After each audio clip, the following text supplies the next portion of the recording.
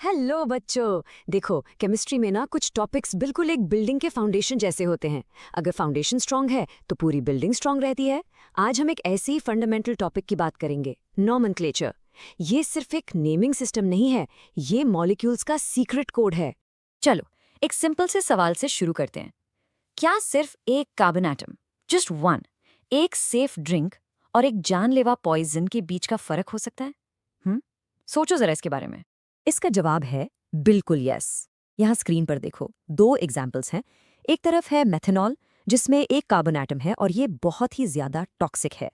दूसरी तरफ है एथेनॉल, जिसमें दो कार्बन एटम्स हैं और ये वो अल्कोहल है जो मॉडरेशन में सेफ माना जाता है। इतना बड़ा डिफरेंस, और इसका क्लू, इसका राज इनके नाम में ही छुपा हुआ है। और इसीलिए आज हम केमिकल नेमिंग के इस कोड को क्रैक करने वाले हैं।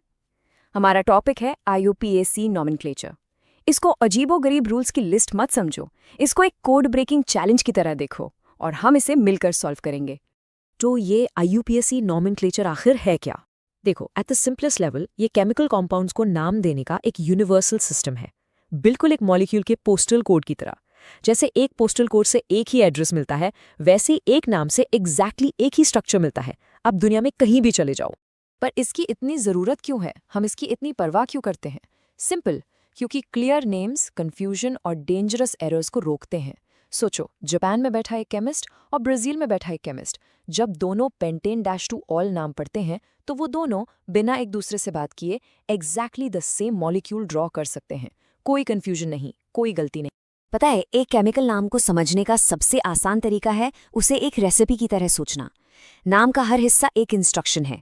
जो शुरू का पार्ट है, जैसे पेंट, वो आपका मेन इंग्रेडिएंट है, मतलब द लॉन्गेस्ट कार्बन चेन। जो एंड का पार्ट है, जैसे ऑल, वो आपका की फ्लेवरिंग है, यानी द मेन फंक्शनल ग्रुप। और जो बीच में नंबर्स आते हैं, जैसे 2, वो बिल्कुल साफ इंस्ट्रक्शंस हैं कि इस फ्लेवरिंग को कहाँ डाल। अब आपके दिमाग में आ रहा होगा कि ये सिस्टम इतना डिटेल्ड क्यों है, इसे बनाने की जरूरत ही क्यों पड़ी? पहले काम नहीं चल रहा था क्या? प्रॉब्लम थी एम्बिग्विटी, यानी कंफ्यूजन ही कंफ्यूजन। IUPAC से पहले केमिस्ट्स कॉमन नेम्स यूज करते थे, जैसे वुड अल्कोहल। सिस्टम बहुत केओटिक था। अगर कोई कहता अल्कोहल विद 5 कार्बन्स, तो उसके कई अलग अलग स्ट्रक्चर्स पॉसिबल हो सकते थे। IUPAC ने इस पूरी गड़बड़ को हमेशा के लिए आके ठीक कर दिया।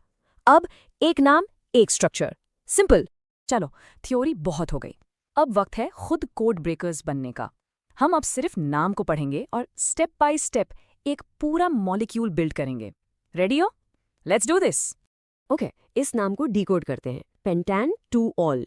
रेसिपी का सबसे पहला पार्ट है पेंट। ये प्रीफिक्स हमें बताता है कि कार्बन चेन कितनी लंबी है। जैसे मेथ का मतलब 1 कार्बन, एथ का मतलब 2, वैसे ही पेंट का कोड है 5 कार्बन एटम्स की एक चेन। तो ये रहे हमारे 5 कार्बन ब्लॉक्स एक लाइन में। अब आते हैं दूसरे इंस्ट्रक्शन पर, नंबर 2 पे। ये नंबर हमें एक एग्जैक्ट लोकेशन दे रहा है, एक एड्रेस। ये कह रहा है कि हमारा जो स्पेशल इंग्रेडिएंट है वो सेकंड कार्बन ब्लॉक पर अटैच होगा। तो हम क्या करेंगे? सेकंड ब्लॉक पर एक मार्कर लगा देंगे। और अब आखिरी क्लू, ऑल। ये सफिक्स हमें बताता है कि वो स्पेशल इंग्रेडिएंट, हमारा की फ्लेवरिंग, है क्या। ऑल का मतलब है एक अल्कोहल फंक्शनल ग्रुप, यानी कि एक OH ग्रुप। तो बस इस मार्कर को OH ग्रुप से रिप्लेस कर दीजिए और लो, हमारा मॉलिक्यूल तैयार है, पेंटेन-टू-ऑल। देखा आपने, ये नाम सिर्फ एक लेबल नहीं था, ये उस मॉलिक्यूल को बनाने का पूरा ब्लूप्रिंट था। एक एक पीस ऑफ इन्फॉर्मेशन उस नाम के अंदर ही छुपी हुई थी, बिल्कुल कोडेड। यही है IUPAC नॉमेनक्लेचर की पावर। और ये सिर्फ टेक्स्ट बुक थ्योरी नहीं है, इसकी रियल वर्ल्ड इंपॉर्टेंस बहुत ज़्यादा है, खास करके फार्मास्यूटिकल्स में। यहाँ देखो, प्रोपेन-1-ऑल और प्रोपेन-2-ऑल, फॉर्मूला दोनों का सेम है, बस OH ग्रुप की पोजीशन अलग है। लेकिन इस छोटे से फर्क से कितना बड़ा असर पड़ता है। एक आइसोमर एक इफेक्टिव मेडिसिन हो सकता है, जबकि दूसरा हार्मफुल साइड इफेक्ट्स दे सकता है। सोचो, इसलिए प्रिसाइज नेमिंग कितनी कितनी क्रिटिकल है। तो इस पूरे कोड को जल्दी से रिकैप कर लेते हैं। Point number 1, the core idea. Nomenclature एक पोस्टल कोड जैसा सिस्टम है जो मॉलिक्यूल का एग्जैक्ट स्ट्रक्चर बताता है। Point number 2, the analogy to remember. इसे एक रेसिपी की तरह सोचो जिसका हर पार्ट एक क्लियर इंस्ट्रक्शन है। और point number 3, why it matters. नाम में सिर्फ एक नंबर का छोटा सा फर्क एक सेफ मेडिसिन और एक हार्मफुल केमिकल के बीच का डिफरेंस हो सकता है। बस ये 3 चीजें याद रखना, कोर आइडिया, रेसिपी एनालॉजी और इसकी रियल वर्ल्ड इंपॉर्टेंस, और बिलीव मी एग्जाम में ये टॉपिक आपको बहुत आसान लगेगा। और जाते जाते अल्कोहल्स की नेमिंग के लिए ये एक सिंपल सा मंत्र याद रखना, name the longest chain, number from the nearest OH, then add all. ये एक पावरफुल मेमोरी एंकर है जो आपको हमेशा हमेशा हेल्प करेगा। I hope this was useful. All the best.